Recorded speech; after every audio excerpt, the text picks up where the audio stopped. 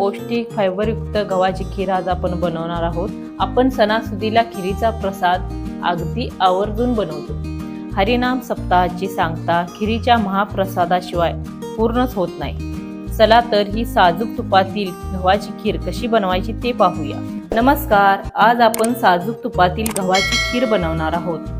आता इथे 1 वाटी गहू स्वच्छ निवडून घेतलेले आहेत। हे आपल्याला स्वच्छ धुवून 2 तासासाठी नितळत ठेवायचे आहे। आता 2 तास झालेले आहेत। आता आपण हे मिक्सर मध्ये बारीक करून पाकडून याचा कोंडा काढून घेऊ। मिक्सर मध्ये बारीक करून 1 वाटी कोंडा काढून घेतलेले हे स्वच्छ गहू, हे आपल्याला गहू कुकर मध्ये 4 ते 5 शिट्ट्या होईपर्यंत शिजवायचे। साजूक तुपातील खीर बनवण्यासाठी आपण हे साहित्य घेतलेले आहे। 1 वाटी गूळ, 1 वाटी खोबरे, 2 चमचे बडीशेप, 2 चमचे तूप, काजूगर, बदाम, खारीक 1 वाटी, 2 चमचे वेलची, जायफळ पूड, 1 वाटी दूध। यामध्ये आता 2 चमचे तूप घालू।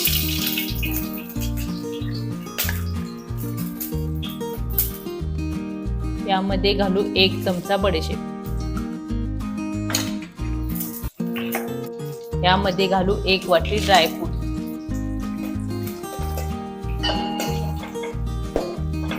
यामध्ये घालू कुकर मध्ये शिजवून घेतलेले बारीक गहू।